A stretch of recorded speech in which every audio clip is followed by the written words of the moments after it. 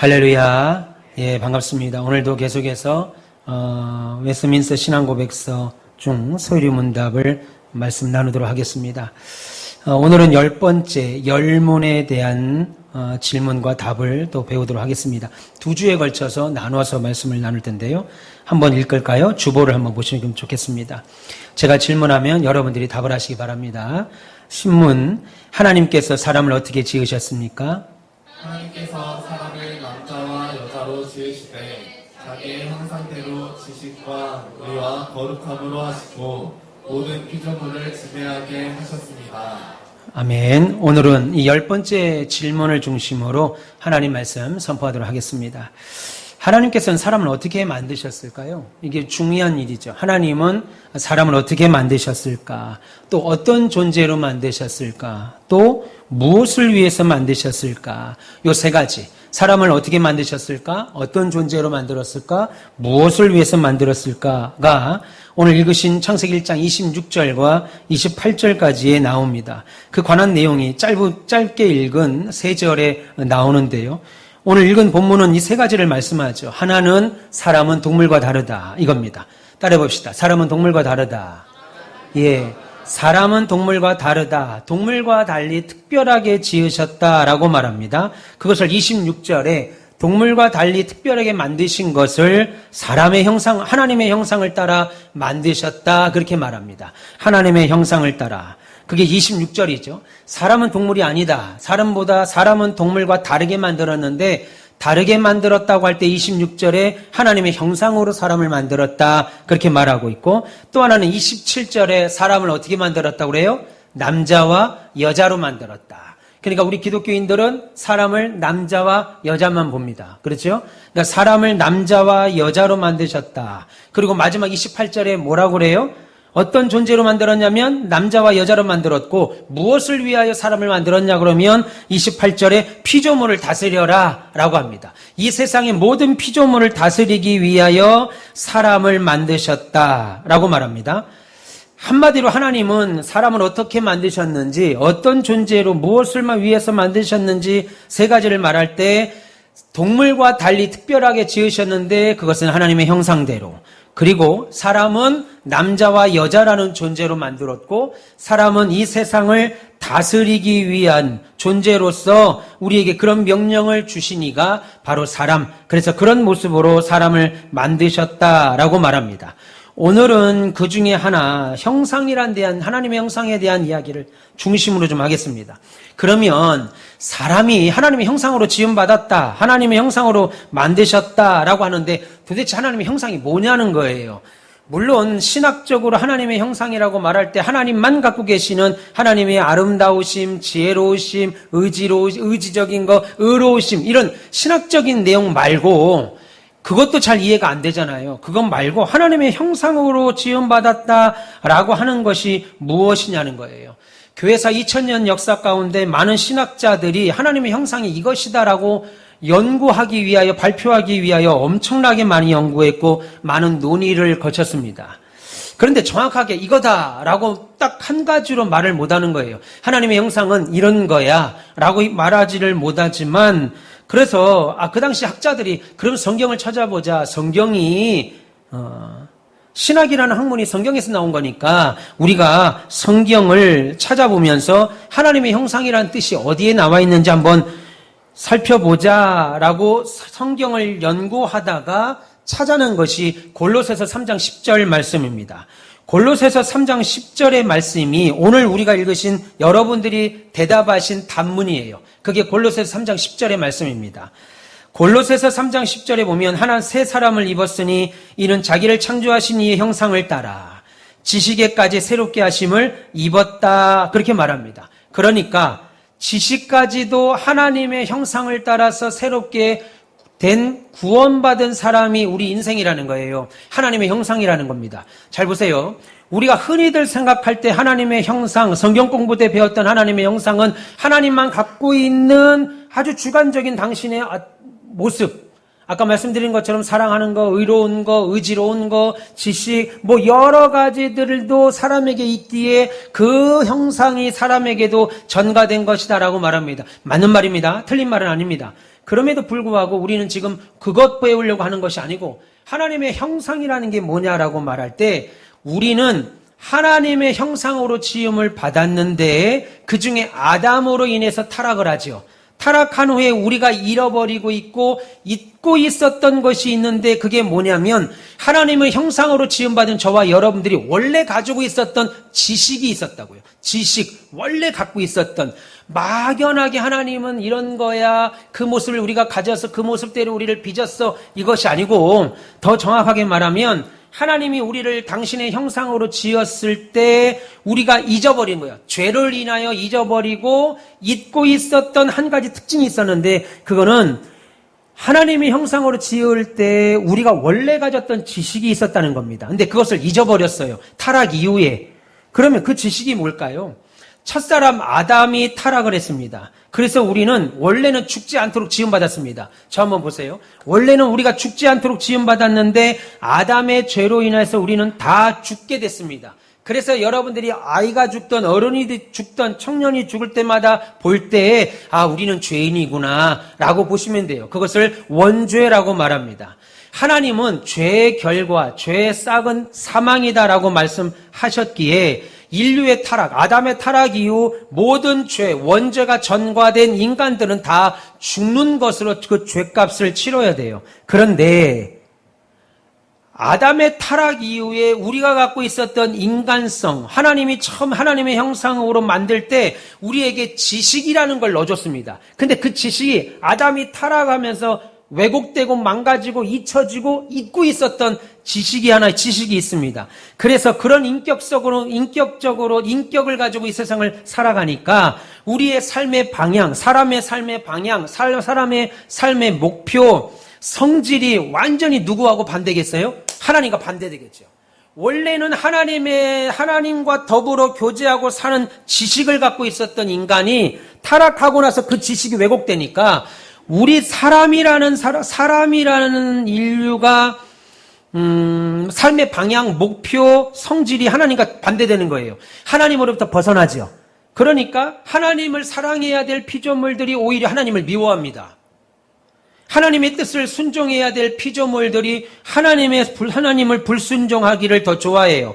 하나님의 뜻대로 살아야 되는 순종해야 될 피조물들이 하나님을 불순종하기를 더 좋아합니다. 하나님의 기뻐하시는 뜻, 하나님이 우리를 보면서 기뻐하신 뜻을 선택하며 살아야 되는데 아니에요. 내 마음이 더 좋아요. 내가 원하는 바를 더 좋아하고 내가 원하는 바를 선택해요. 그래서 이런 식의 인격차가 돼서 죄를 지며 사는 것이 자연스러운 게 세상이 돼버렸습니다. 죄와 허물로 죽었다 그렇게 말하죠. 하나님 보실 때는 영적으로 죽은 자입니다. 살아서 돌아다니죠. 살아서 사고도 하고 살아서 공부도 하고 살아서 연구 결과도 만들지만 하나님 보실 때는 영적으로 다 죽어버린 거예요.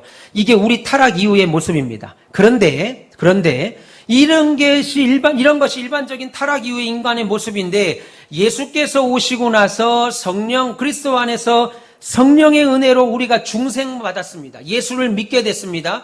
그래서 이전에 없었던 마음들이 생기죠. 천국을 소망합니다. 하나님을 사랑합니다. 하나님 뜻대로 살려고 노력합니다. 그래서 이 시간이 이 더운 날 나와서 예배드리는 거 아니겠어요? 우리의 마음속에 성령의 은혜로 우리가 중생케 되는 은혜를 입고 새로운 변화가 생겼다고요.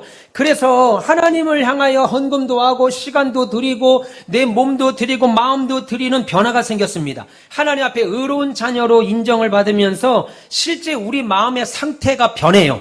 바뀌었어요. 인격적 상태가 바뀌었어요. 그런데 그 변화는 지식까지 새로워졌습니다. 잘 보세요.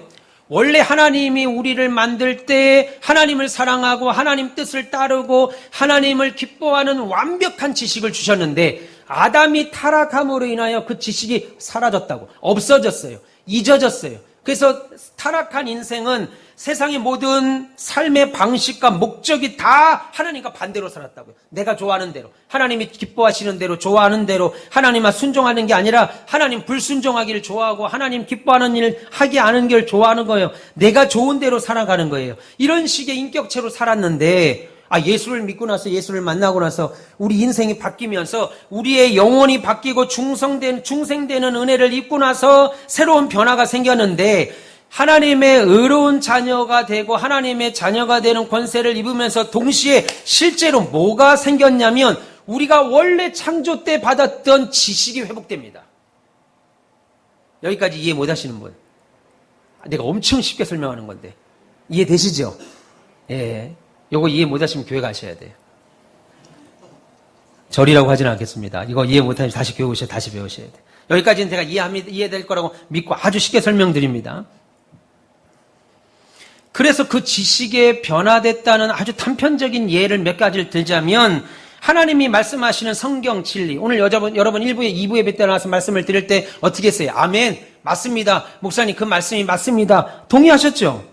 그 말씀에 제가 동의합니다 라고 여러분 아멘 하셨잖아요. 세상 사람들은 동의 안 합니다. 하나님이 나의 목자라는 말 동의합니까? 내 인생이 내 거라고 믿는 사람들이 내 인생은 아버지도 안 간섭하면 안 돼, 엄마도 안 돼, 내 건 내 인생이 내 거야 라고 말하는 사람이 하나님이 내 인생의 목자라고 하는데 그 말을 동의하겠냐고요. 근데 여러분 동의하고 지금 2부 예배 드리고 또 이 자리에 나와서 오후 예배까지 드리고 계시잖아요. 원래는 그런 지식에, 원래는 그렇게 반응할 수 있는 지식이 우리에겐 없었는데, 뭐 중생받고 은혜 받고 나서 잊어버렸던 우리의 지식이 회복됐다고요. 회복됐어요. 중간중간 모르시면 손 들시면 돼요. 다시 설명하겠습니다. 회복됐다고요. 그래서 맞습니다. 하나님 제가 그 말씀에 전적으로 동의합니다. 동의하며 살겠습니다. 이런 영적인 지식이 생기고 그 지식에 따라서 사물을 판단합니다. 상황을 판단해요. 삶을 바라보는 눈이 생겨요. 그래서 이거는 옳지 않아 라고 말할 때 뭘 기준으로 해요? 이건 하나님 보실 때 옳지 않아. 이렇게 따지잖아요. 이거는 하나님이 기뻐하시지 않아. 이거는 하나님이 즐거워하지 않아. 이런 선택의 결과가 달라져요. 그리고 달라질 뿐만 아니라 그 선택의 결과를 내가 어떻게 해요? 기뻐하죠. 예. 이렇게 더운 날 시원한 맥주 한잔 먹으면 얼마나 좋아. 텔레비전 보니까 아주 시원해 보이더라고요. 이런 좋은 날 시원한 소주하고 목사가 어떻게 저런 말을 하지? 우리 강 집사님 그런 표정인데.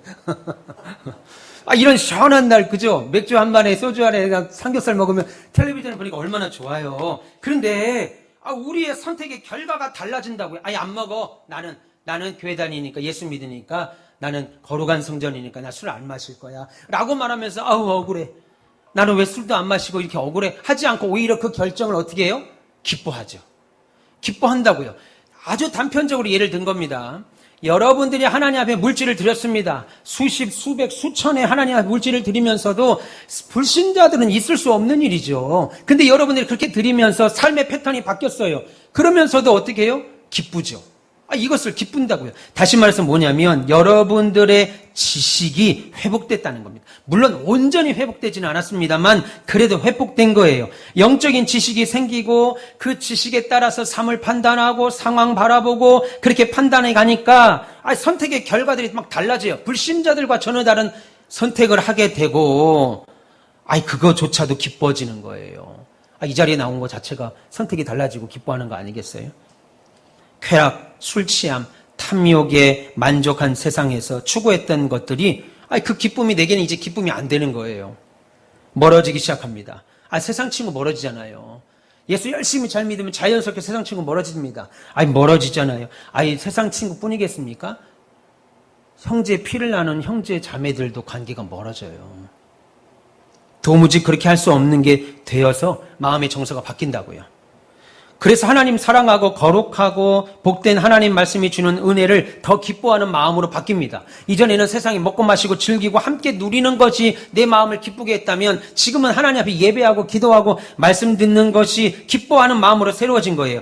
그래서 골로새서 3장 10절에 이렇게 말합니다. 자기를 지으신 창조주 하나님 형상을 따라 너희가 지식까지 새롭게 됐다. 그렇게 말합니다. 아담의 타락 이후에 가졌던 지식을 다 잃어버렸는데 우리가 하나님의 말씀으로 중생받은 결과 그 지식이 다시 세팅됐다라는 말이죠. 그러면 하나님의 형상으로 지음받은 아담, 본래 사람의 모습은 우리에게 드러나고 있는 이런 부분들, 예를 들어서 예배하는 게 좋습니다. 물론 주무시는 분들도 있어요. 피곤하기도 하지. 예. 하나님 앞에 헌금하는 게 좋습니다. 물론 때로는 부담될 수도 있습니다. 하나님 앞에 헌신 봉사하는 것이 좋습니다. 물론 때로는 몸이 피곤할 수도 있습니다. 근데 하나님 앞에 봉사하고 헌신하고 예배하고 기도하고 뭐 이런 것들 있잖아요. 하나님을 사랑하고 하나님을 앞에 거룩한 마음이 되고 하나님을 향하여 하나님 말씀이 주는 은혜를 더 기뻐하는 이 마음을 보면서 아담의 시대는 아담과 하와는 원래부터 이 마음이 손상된 적이 없었구나라는 것을 깨닫게 되는 거죠. 우리가 손상된 마음으로 예수 믿고 나서 그 지식이 다시 회복이 됐다면 접으셔야 됩니다. 고개 떨구지 마시고, 지영, 저를 봐야 안 졸아요. 고개 떨구지 마시고 저를 보세요. 아담 이후에 타락하고 없어지고 잊어버렸던 하나님에 대한 올바른 지식이 예수 믿고 중생받은 후에 그것이 다시 조정이 됐어요. 그것이 여러분들이 주를 위해서 하는 모든 일들을 선택하게 만들고 선택할 뿐만 아니라 그 일이 기쁘죠. 그러면 뭘 느낄 수가 있겠어요? 아담이 처음 갖고 있었던 하나님에 대한 지식은 내가 지금 예수 믿어서 즐거운 거, 내가 예수 믿어서 기쁜 이 모습이 왜곡되고 손상됨 없이 온전한 모습이었겠구나 라고 확인하게 되죠. 그러니까 여러분들이 지금 예수 믿는 모습을 보면서 이게 아담이 갖고 있었던 원래 지식이었구나. 그러나 우리는 온전하지 못하죠. 여전히 죄 가운데 있으니까. 이해하십니까? 오늘 그래서 에베소서 4장 24절 이 이야기를 좀 하려고 합니다. 이게 매우 중요한데요. 에베소서 4장 24절에 하나님을 따라 의와 진리의 거룩함으로 지음받은 새 사람을 입으라 라고 말하는데요. 에베소서 4장 24절에 세 단어가 나옵니다. 하나님을 따라해 봅시다. 의, 진리, 거룩함. 요 세 단어가 나옵니다. 이것이 헬라어 성경은 단 분리돼서 나오는데 한글 성경은 두 개가 묶여진 것처럼 보이는데 세 단어입니다. 의와 진리와 거룩함. 이 세 단어에 신학자들이 포착을 해서 하나님의 형상을 설명함에 있어서 하나님의 관계, 하나님과의 관계성에서 우리에게 나타나는 이 세 가지를 잘 설명하면 되겠구나, 이해하면 되겠구나, 그러면 하나님의 형상을 알겠구나, 알게 됐습니다. 그것이 뭐냐면 한 번 더 해봅시다. 지식, 의, 거룩함. 오늘 성경은 에베소 4장 24절은 진리라고 번역을 했는데 이것이 지식입니다. 지식. 그러면 지식이 뭘까요? 지식은 여기 성경에서 말하는 지식은 원래 갖고 있는 지식은 어떤 것을 이해함에 대해서 오류가 없는 것을 지식이라고 해요. 잘못된 지식이라는 건 말이 안 맞는 겁니다. 말 자체가 틀린 말이에요. 지식이라고 하는 말 자체는 오류가 없는, 무언가를 이해하는 데 있어서 오류가 없는 것을 지식이라고 해요. 그러니까 잘못된 지식이라는 말은 성립될 수가 없는 겁니다. 그러니까 지식이라고 하는 자체는 오류가 없는, 이해하는 데 오류가 없는 걸 지식이라고 말하는데, 지식의 거룩함에서 지식은 하나님에 대하여 이해하는 데 오류가 없다는 겁니다. 하나님에 대하여. 그러니까 당연히 아담이 이런 하나님에 대하여 아는 것에 오류가 없는 지식을 가졌으니까 당연히 아담은 큰 어떤 나무를 보고 비나이다 했겠어요, 안 했겠어요? 당연히 하지 않죠. 할 수가 없는 거예요. 있을 수가 없는 겁니다. 아담이 자연에 있는 산에 가보니까 어마어마하게 큰 흔들바위가 있었는데 큰 바위를 보고 와 신비롭다. 그래서 그 바위 앞에 술상 봐놓고 비나이다 안 한다는 거예요. 한마디로 하나님의 온전한 지식이 딱 세워지는 순간 세상을 바라보는 무당 찾아가고 귀신 찾아가고 신문에 보는 오늘의 운세 여기에 괜히 안 보다가 보이게 되면 안 볼 수도 없고 볼 수도 없고 이렇게 옆뒤로 자기 연세에 끌고 안 하게 된다고요. 할 수가 없다고요. 왜? 우리에게는 완전한 지식을 갖고 있으니까. 그런 것들로 인해서 흔들린 마음이 생길 수가 없죠. 아담이 성경에 큰 나무 보고 비나이다 안 하죠. 할 필요가 없죠. 근데 세상 사람들 왜 그렇게 해요? 타락 이후에 그 지식이 깨짐으로 인해서 하나님에 대한 온전한 지식이 사라지니까 큰 나무 보고 저기 하나님인가 보다. 큰 돌 보고 이게 주님인가 보다. 비나이다 하죠. 우리는 안 하는 거예요. 예수 믿어서 안 하는 게 아니라 성령이 우리에게 임하심으로 우리의 지식이, 손상된 지식이 회복됐기 때문에 그래요. 할 수 없지요. 한마디로 우상 좋지 않습니다. 그래서 태초에 하나님을 비롯하여서 성부 하나님, 성자 하나님, 성령 하나님을 바로 아는 그 지식이 아담에게 원래부터 있었던 거예요. 하나님을 아는 지식이 바르고 또한 하나님께서 나를 향하여 기뻐하시는 뜻이 무엇이? 라고 생각할 때 창조 때 사람 아담의 마음에 심겨진 하나님의 법도가 있었다고요. 그걸 지식이라고 합니다. 근데 그 법도가 우리의 말로 표현하자면, 굳이 표현하자면 양심으로 드러나는 겁니다. 선한 마음으로. 우리가 타락 이후에 지금 사람들이 말하는 양심을 좀 가져라 라고 하는 그 양심과 조금 다릅니다. 창조 때 자기 마음에 심겨진 하나님의 법도가 있어요. 그래, 법도가 뭐냐면, 그래, 맞아. 내가 하나님의 피조물인데 당연히 하나님을 섬기며 살아야지 라고 하는 인식이 하나님이 아담의 마음속에 심겨주었었는데, 그래서 하나님의 뜻을 아는 데 있어서 아담은 오류가 없었다고요. 저와 여러분들은 이게 하나님의 뜻인가? 기도 실컷 하고도 이게 하나님의 뜻인가? 저게 하나님의 뜻인가? 결국 자기 뜻 따라가죠. 그래서 저는 상담을 개인적으로 안 해요. 어차피 여러분들 정한 뜻대로 가는데 상담 안 합니다. 그냥 기도해달라는 것만 전 기도해요. 목사님 이거 어떻게 할까요? 저는 안 들어요. 어차피 여러분 이미 답을 다 갖고 왔고, 여러분들이 원하는 답은 90짜리고 하나님이 원하시는 것 같기도 한데 나는 약간 싫어. 요게 한 10이에요.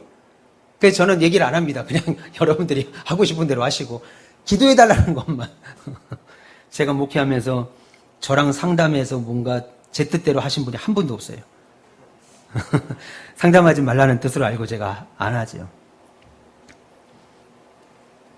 창조 때 그 아담의 마음에 심겨진 하나님의 법도가 있습니다. 그래, 내가 피조물인데 피조물로서 하나님을 섬기며 살아야지.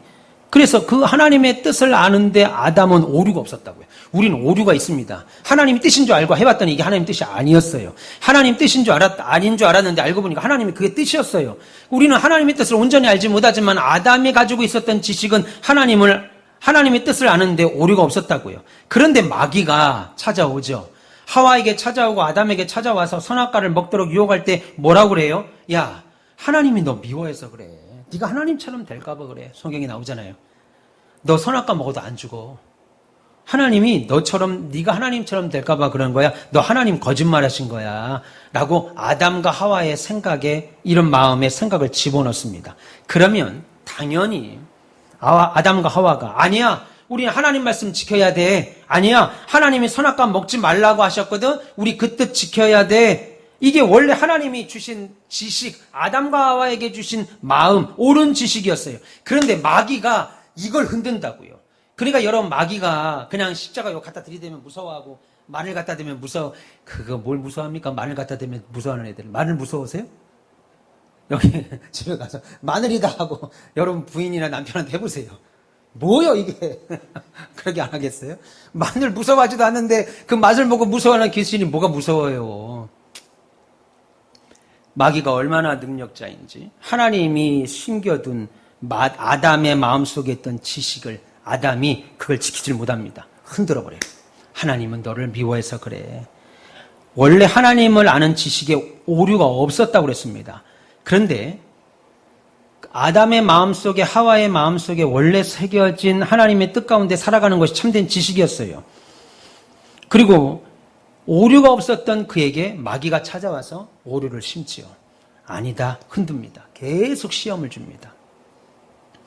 그리고 아담에게 있었던 원래 지식은 만들어진 피조물에 대해서 분별하고 구별하고 판단하는데 지식에 오류가 없었습니다. 상당한 통찰력이 있었습니다. 하나님께서 천지를 만드시고 모든 생물의 이름을 짓기 위하여 아담에게 다 아담 앞으로 몰아갔습니다. 그리고 아담이 어떻게 이름을 짓는가 하나님이 보셨다고 그랬어요. 그런데 한 사람도 하나도 예외 없이 그 뜻을 온전히 이해해서 이름을 지어줬다라고 말합니다. 다시 말해서 자연적인 연구, 자연적인 지식, 하나님을 아는 일에 있어서 오류가 없는 이해력과 지식을 아담이 갖고 있었다고요. 특별히 하나님과의 관계에서 하나님을 알고 하나님의 뜻을 따라야 될 뜻이 무엇인지 아는 지식에 오류가 없었던 그런 복된 상태, 그게 하나님의 형상으로 지었다라고 하는 첫 번째 내용인 지식입니다. 저와 여러분이 그렇게 지었어요. 하나님을 아는 것에 오류가 없도록 완전히 알도록 지은 그것이 하나님의 형상, 세 가지 지식, 의, 거룩입니다. 그 중에 지식이 바로 그것이죠. 그러면 두 번째가 있죠. 그런 지식을 알고 그 지식대로 인생을 살아감에 있어서 아는 대로 하냐 이겁니다. 그렇게 알고 있는 대로 살아가냐는 거예요. 아는 대로 행하느냐는 거예요. 그럴 때 두 번째 문제가 생기죠. 지식과 뭐라고 그랬어요? 두 번째? 의의 문제가 생깁니다. 여기서. 처음에 하나님이 복되게 지으신 아담과 하와는 자신들이 바라고 그리고 원했던, 그래서 선택했던 모든 선택이 하나님과 하나님의 뜻과 다름없는 선택이었습니다. 전혀 다름없는 뜻, 그래서 오류 없는 지식 그대로였어요. 처음에는. 그래서 그들이 자신이 아는 대로 행하는 일에 주저함이 없었습니다. 근데 인간은 어때요? 저와 여러분은 어때요? 내가 알고 있는 것이라 하더라도 뭘 물어보면 답을 할 때 주저주저하죠. 내가 아는 것이라도 주저주저해요. 인간은 오류가 있기에 무언가를 할 때 주저합니다. 그런데 아담은 그런 지식에 온전하였기에 무슨 일을 할 때 주저함이라는 게 없었어요. 이거 하면 내가 하나님이 싫어하지 않으실까? 요거 하면 하나님이 기뻐하지 않으실까? 이런 것에 대한 주저함이 없었다고요. 더하고 빼기가 없었다는 거예요. 그래서 그들의 선택이 하나님의 뜻에 비춰볼 때 다 옳았습니다. 아담의 선택은 다 옳았고 하와의 선택이 다 옳았습니다. 그것이 하나님 형상에 나와 있는 의의 개념이에요. 다 옳아요. 그들이 하는 모든 일이 다 옳았습니다. 최초에. 잘 보세요. 최초에 하나님을 알고 하나님의 뜻에 따르고 하나님이 내가 지음받은 목적을 아담과 하와는 오류 없이 온전히 알았다면 그 안 것을 행하는 것에 있어서도 오류 없이 주저함 없이 했다고요. 그게 의입니다. 온전함으로. 그래서 감정적인 측면들이 우리 인생에 아직 남아있죠. 예를 들면 이겁니다. 예수를 믿으면 믿을수록 하나님의 은혜를 알면 알수록 은혜에 대하여 영적인 지각, 깨달음이 생기죠. 하나님에 대하여 우러러 나오는 말할 수 없는 경외심이 생겨요. 그래서 하나님을 온전히 믿는, 하나님에 대하여 온전히 신뢰하는 자는 하나님이시다. 우리가 세상을 바라볼 때 좋은 내장산이든 금강산이든 한라산이든 갔을 때 와 대단하다, 산이 멋있다, 단풍이 너무 멋있다 라고 말합니다. 그러면서 뭐라고 그래요? 야, 하나님이 어떻게 이런 색깔을 만드시지? 이렇게 어떻게 만드시지? 라고 말하죠. 하나님이시다, 경외한다고요. 하나님이시다. 말할 수 없는 하나님에 대하여 놀라운 경외심이 생겨요. 우리에게도 아직 있죠. 온전하지 않지만 아담과 하와가 그걸 갖고 있었어요. 이 경외심은 나에게 베푸신 사랑으로 인해서 사랑으로 화답합니다. 그래서 주를 위하여 목숨을 걸은 자들 있잖아요. 왜겠어요? 내 목숨이 그 사람들은 하나도 아깝지 않고 막 목숨이 10개씩 갖고 있어서 그래요? 아니죠. 그들을 또한 하나님이 나를 이렇게 사랑한 걸 알기에 내가 그를 위하여 형제들 가운데 신장에 문제가 생기면 형들 중에 신장을 떼주고 부모에게 신장 떼주고 그러잖아요. 왜 그러겠어요? 내 부모가 나를 얼마나 사랑하는지, 형제가 나를 얼마나 사랑하는지 아니까 떼어주는 거예요. 신장이 몸속에 막 10개씩 20개씩 달려있는 거 아니잖아요. 그래서 하나님의 거룩하심을 죄인에게는 어때요? 말할 수 없는 두려움이고 공포고 주를 피하고 싶은 마음이겠죠. 우리는 하나님을 향하여 볼 때 하나님이시다, 경외감이 드는데 죄인들은 하나님을 피하고 싶죠. 그래서 시편에 뭐라고 그래요? 죄인들은 하나님을 피하여 바닷속으로 가고 싶고 하나님을 피하여 산으로 가고 싶지만 다 소용없다, 성경은 말합니다. 그런데 하나님을 사랑하였던 당사자인 아담과 하와는 하나님을 가까이 함이 복이다라는 것을 온전히 체득했던 사람입니다. 다윗의 고백처럼 하나님을 가까이 함이 복이다. 그래서 그 복누림의 기쁨 속에서 하나님의 거룩하심을 지극히 사랑하는 형태로 있었어요. 그게 하나님의 형상입니다. 그게 두 번째 의라는 거예요. 하나님의 형상으로서. 그래서 하나님과의 관계가 어쨌다는 거예요? 올바랐다는 겁니다. 우리는 아무리 기도하고 아무리 말씀을 본다 하더라도 하나님과 형상, 하나님과의 관계가 완전히 100% 올바를 수 없습니다. 그런데 아담과 하와는 하나님에 대하여 올바랐다. 타락 이전에. 올바랐다. 그렇게 보죠. 그런데 불행히도 죄로 인하여 타락한 이후에 이 모든 것이 다 뒤틀려 버립니다. 그래서 하나님을 아는 지식이 뒤틀려져서요. 하나님을 아는 것을 우상 숭배로 가죠. 자기를 섬기는 일로 바뀌죠. 심지어 나를 하나님인 것처럼 생각해서 인생의 모든 염려를 내가 풀려고 그래요. 그리고 그의 선택은 하나님 뜻과 상관없이 내가 옳으면 되는 겁니다. 내가 좋으면 되는 거예요. 내가 생각하는 대로 옳고 그름, 선악의 기준을 내가 잡아요. 내가 좋으면 좋은 것이 되고요. 내 마음에 원하면 내가 마음에 원하고 사랑하는 바가 비록 그것이 하나님이 가증스럽게 생각하고 악이라 할지라도 내가 좋으면 애정을 두고 계속합니다. 그게 내가 좋아하는 거예요. 하나님이 사람을 하나님만 사랑하도록 만든 사람이 타락하게 되죠. 그런 상태의 인간을 가르쳐서 에베소서 1장 1절에 뭐라고 그래요? 허물과 죄로 죽은 자다. 하나님과 상관없이 사는 거예요. 내가 좋으면 좋은 대로 선악의 기준을 만들어요. 하나님이 가증하다, 하나님이 가증하다, 악하다는 것도 내가 사랑하고 내가 좋아하는 거면 좋은 거대로 가는 거예요. 그래서 우리가 하나님을 어떻게 영화롭게 하고 어떻게 즐거워할까? 그 질문의 답은 하나님의 잃어버린 형상을 회복하는 겁니다. 하나님을 아는 거, 하나님의 뜻을 정확히 아는 거, 하나님을 기뻐하는 거, 하나님이 기뻐하신 뜻에 따라 선택하는 것이 하나님이 기뻐하시는 거, 그리고 우리가 하나님을 사랑하는 것을 하나님이 기뻐하신다. 이거 알아가는 거죠.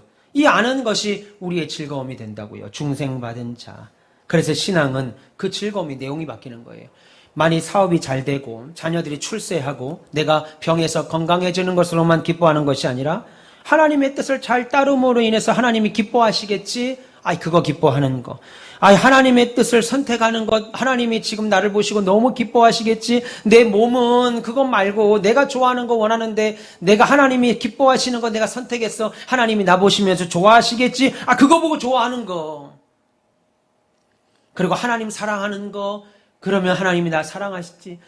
내가 하나님을 이렇게 사랑하고 주의 몸된 교회를 사랑할 때 하나님이 얼마나 기뻐하실까? 이 모든 것이 우리의 기쁨으로 바뀌게 됐다고요. 그러니 이 모든 것 주신 하나님의 은혜와 자비와 긍휼, 내가 어떻게 하나님을 더 찬양하지? 내가 어떻게 하나님께 더 예배하지? 어떻게 내가 하나님께 영광을 돌리지? 알게 되죠. 하나님의 신실하심 아니면 나는 도무지 사랑받을 자격이 없는데, 그래서 원래부터 나는 사랑받을 자가 아니고 하나님이 원래부터 사랑받으실 만한 존재지만 내게 베풀어 주신 은혜로 인해서 하나님을 더 사랑합니다. 이전보다 더 사랑합니다. 그거 아니겠어요? 원래부터 하나님은 사랑받으셔야 될 존재예요, 나에게. 그런데 내게 베푸신 은혜와 자비와 인애로 말미암아서 하나님을 더 사랑해지는 거죠. 그래서 우리의 고백처럼 뭐예요? 이전보다 더욱 사랑합니까? 여러분들이 친구가 됐던 부부가 됐던 연인이 됐던 시간이 갈수록 우리가 생각하는 사랑이 식잖아요. 그런데 이전보다 더 사랑한다는 말은 어떻게 성립될 수 있겠어요?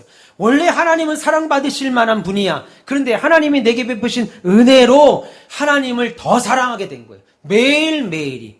믿기를 축원합니다. 그것을 더 잘 설명하는 것이 있는데 바로 배필사상이라고 볼 수 있어요. 결혼입니다. 요거만 하고 이제 매일 마치겠습니다. 하나님께서 사람을 남자와 여자로 창조했다고 오늘 창세기는 말하죠. 하나님이 사람을 남자와 여자로, 물론 당연히 생육하고 번성하라고 하셨습니다. 남자와 여자를 창조하시고 그들에게 복을 주시고 이르시되 생육하고 번성하여 땅에 충만하라, 그렇게 말합니다. 그래서요, 인간의 후속 번식은, 인간의 후손 번식은 남녀간의 생리적 관계를 통해서만 되도록 하셨습니다. 그래서 남자와 여자의 체질이 합쳐져야 다음 후손을 낳도록 하나님이 정하신 거예요. 남자와 여자의 체질이 합쳐져서 다음 후손을 낳도록 하나님이 정하신 겁니다. 그런데 문제가 생겨요.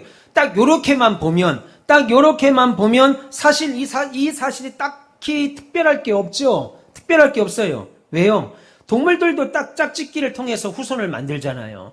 동물들도 짝짓기를 통해서 후손을 번성하게 하니까 특별히 남녀가 만나서 후손을 만든다는 것이 특별할 게 없습니다. 그러면 하나님은 하나님의 형상으로 사람을 만드시고 남자와 여자로서 번성케 하는 것 외에 다른 목적이 없나 생각할 때 하나님이 우리가 그렇게 생각할까 봐. 배집사님, 눈을 못 뜰 것 같으면 김두일 집사님과 같이 앉아서 이렇게 목을 서로 졸라야 되겠다. 부부끼리는. 지금 부부끼리 같이 동반으로 가신 분들이 계세요? 박장로님? 최장로님, 거기 동반으로 아주 그냥, 부부는 안 되겠다. 부부가 아닌 사람들끼리 목졸을 하고 그래야 되겠네. 빨리 마칠게요. 어디까지 얘기했지, 내가?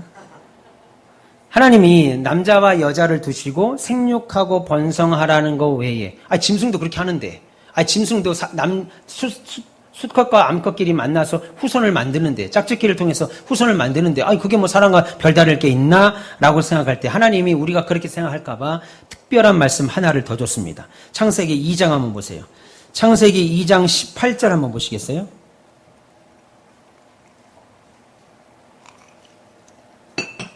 창세기 2장 18절 읽겠습니다. 시작. 여호와 하나님이 이르시되 사람이 혼자 사는 것이 좋지 아니하니 예, 여기서 지금 사람이 혼자 사는 것이 좋지 아니할 때 이 사람은 누구겠어요? 그렇죠, 아담이죠. 계속 읽어보세요. 내가 그를 위하여 돕는 물품을 지으리라 하시니라. 예, 18절에 하나님이 이르시되 사람이 혼자 사는 것이 좋지 아니하니 내가 그를 위하여 아담을 위하여 돕는 배필을 지으실 거다, 지으셨다, 지으리라 했습니다. 이게 동물과 우리의 차이점입니다. 동물과 우리의 가장 큰 차이점이 돕는 배필입니다. 그런데 사람이 혼자 사는 게 보기 좋지 않아서 내가 그를 돕는 배필을 주겠다고 했죠. 그래서 남자와 여자를 지으신 겁니다. 그런데 잘 보세요. 단순히 혼자 사는 것이 보기 좋지 않았다라는 말씀의 뜻은 사람은 혼자 살면 안 돼. 누구라도 옆에 있어야 돼. 이 말이 아닙니다. 이 말 뜻이 아니에요. 누구라도 옆에 있어야 돼. 이 말이 아니라 하나님께서 사람을 만드실 때 사람이 사는 삶의 방식을 어떻게 만들었냐면 남자와 여자를 지음으로 합하여 같이 살도록 돕는 자로 살도록 만들었다는 거예요. 그래서 우리가 새하늘과 새 땅이라고 하는 천국에 갈 때 천국에서는 천사들과 함께 그곳에 살 때는 성경이 뭐라고 그래요? 예수님이 더 이상 거기에는 뭐가 없다고 그래요? 혼인하는 관계가 없다고 그랬습니다. 결혼하지 않는다고요. 천국에 가서는. 천국에서는 더 이상 남자와 여자를 짓거나 결혼하는 관계 없이 살게 됩니다. 여러분 그 말이 뭐겠어요? 천국에는 이 땅에서 인간을 만드셨던 그래서 첫 사람을 창조하실 때 명령하신 것처럼 생육하고 번성하는 것이 없다는 말입니다. 천국은. 더 이상 만들 필요가 없는 거예요. 남자와 여자로 결혼하여 생육하고 번성하는 뜻이 없다는 거예요. 적어도 오늘 창세기에 나오는 첫 창조 때처럼 생육하고 번성하는 식의 숫자 늘림은 주께서 만드시는 새하늘과 새 땅 천국에는 없다는 말입니다. 천국에서 우리는 천사와 같다 그렇게 말하잖아요. 혼인하는 것이 없다라고 말했습니다. 그러니까 이진 권사님 천국 가면 윤집사님 찾을 거 없습니다. 찾을 필요 없어요. 찾아서 결혼 다시 안 해요. 거기서 다시 리시브에서 안 산다고요. 예.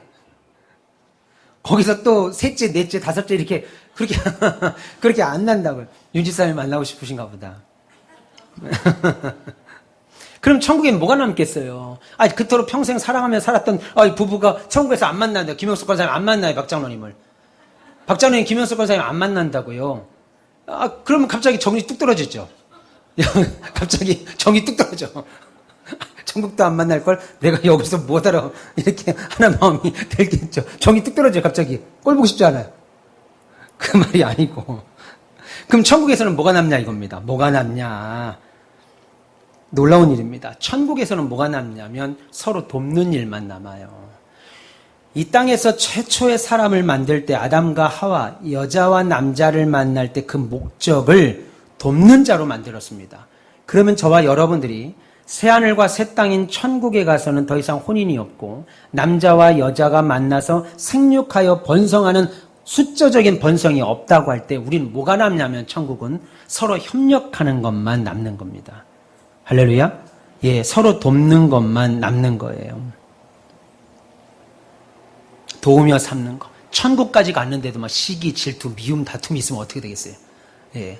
막 위에 눈알이 막 위로 훌쩍 쳐다보고 그러면 어떻게 하냐고요. 천국은 돕는 것만 남는 거다. 최초의 하나님께서 배필을 만들어주신 그 목적만 남습니다. 원래 남자와 여자를 지으시고 돕는 배필로 만들겠다고 했죠. 둘이서 도와주는 짝으로 산다는 건 아주 특별한 성격입니다. 둘이 산다는 거 쉽지 않아요. 혼자 사는 것도 때로는 힘든데 둘이 전혀 모르는 둘이 만나서 너무 많이 웃는다. 여러분들 둘이 만나서 사는 게 쉽지 않다고요. 쉽지 않아요. 그래서 둘이 전혀 다른 인격체가 둘이 만나서 산다는 거, 배필이 되고 돕는 자로 산다는 건 이거는 동물에게서는 찾아볼 수 없는 아주 특별한 성격인데 이것이 하나님의 형상과 맞물려 돌아갑니다. 여러분, 하나님께서 사람을 당신의 사랑으로 만드셨다고 할 때 하나님 자신이 사랑이죠. 하나님 자신이 사랑이어서 성부 하나님, 성자 하나님, 성령 하나님 세 삼위 위격을 말씀을 드렸습니다. 이전에 우리가 다 배웠지요. 세 위격 구별되지만 어떤 의미에서 다르지 않다. 이게 무슨 말이냐면 세 위격 사이에 엄청난 사랑의 관계가 있기 때문에 그렇습니다. 아버지 성부가 알고 있는 지식을 아들, 예를 들면 말씀드렸습니다. 아버지 성자로서 성자 하나님으로서의 아버지 성부가 갖고 있는 아버지로서의 지식을 갖고 있지 않죠. 왜곡과 부족이라고 말씀드리지 않았습니다. 이미 이건 다 말씀을 드렸고 그 세 삼위가 전혀 다른 세 위격이 아주 극단적인 예로 서로 사랑하며 하나로 뭉쳐 있다고요. 그런데 여러분, 짝을 이루어서 돕는 자로 산다. 이건 엄청난 성격이에요. 이건 사람으로서 할 수 없는 겁니다. 하나님의 형상으로만 이해될 수 있는 거예요. 당신 하나님께서 삼위가 구별되면서 하나로서 완전한 사랑의 관계로, 그래서 하나님은 사랑이시다라고 말하는 사랑의 온전체로 말씀하고 있기 때문에 그 삼위 하나님의 사랑을 따라서 남자를 만드시고 여자를 만드시고 제일 먼저 한 게 뭐예요? 서로 사랑하라. 서로 도우라 라고 말하신 거예요. 서로 사랑해라, 서로 도우며 살라라고 말하는 거예요. 이게 뭐예요? 사람은 절대로 자기 자신만 위하여 살도록 만든 게 아니라는 겁니다. 내가 지금 너를 만들어. 아담아, 내가 지금 너를 만들어. 김두일아, 내가 지금 너를 만들어. 근데 너는 너를 위하여만 사는 존재가 아니라 너와 짝지어진 배주영이라는 사람을 위하여 사는 존재로 내가 만든 거야. 인간의 존재 목적이 그런 거예요. 이렇게 보세요. 내가 이기적이에요. 내가 자기중심적이에요. 그런 중심적인 삶을 가지고 하나님을 바라보면 어때요? 아주 이기적인 삶을 가지고 자기중심적인 생각관을 가지고 하나님 바라보면 어떨까요? 한마디로 하나님이 다 원망스럽죠. 내 중심으로 사는 사람들 있잖아요. 다 나만 잘 돼야 되고 나만 좋아해야 되는 사람은 하나님을 바라보면 원망스럽다고요. 하나님이 항상 내 판단 안에 들어오죠. 하나님은 이렇게 하면 안 되는데, 하나님은 저렇게 하셔야 되는데, 하나님은 내 인생을 이렇게 하면 안 되는데, 내 판단 안에 하나님이 다 들어오니까 하나님 볼 때마다 원망스러운 거예요. 내가 이기적이고 자기중심적이니까 하나님 관계 속에서 하나님 판단이 다 들어오죠. 죄를 짓죠.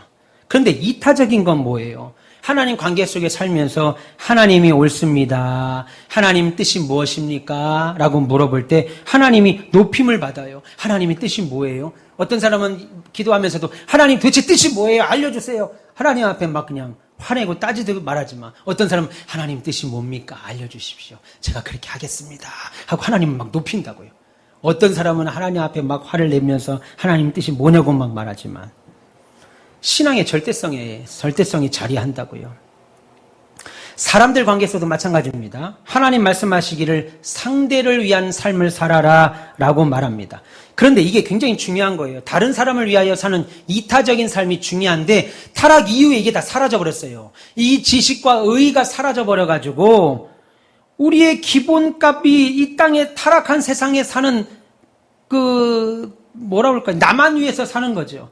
다른 사람과 비교해서 막 우월감을 느끼면 막 기쁘잖아요. 느끼고, 남과 비교해서 내가 조금 부족하다 그러면 막 절망에 빠지죠. 뭐 이러냐. 막 이런 기본값들 안에 살게 돼요.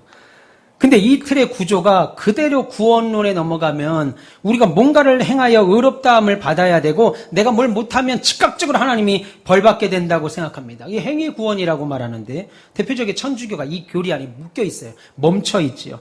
이게 타락한 인간의 기본 틀입니다. 내가 잘하면 은혜 받을 것 같기도 하고 구원받을 것 같기도 하고 내가 지금 못하면 하나님께 즉각적인 죄를 받을 것 같은 이런 생각 다 자기로부터 비롯되는 거죠. 여러분, 하나님의 창조 목적이 얼마나 비틀어져 있는가 확인할 수 있습니다. 우리는 이타적으로 살도록 다른 사람을 위하여 살도록 지음받은 거예요. 텔레비전 보면 가끔 어떤 연예인이 상상도 못하는 기부하죠.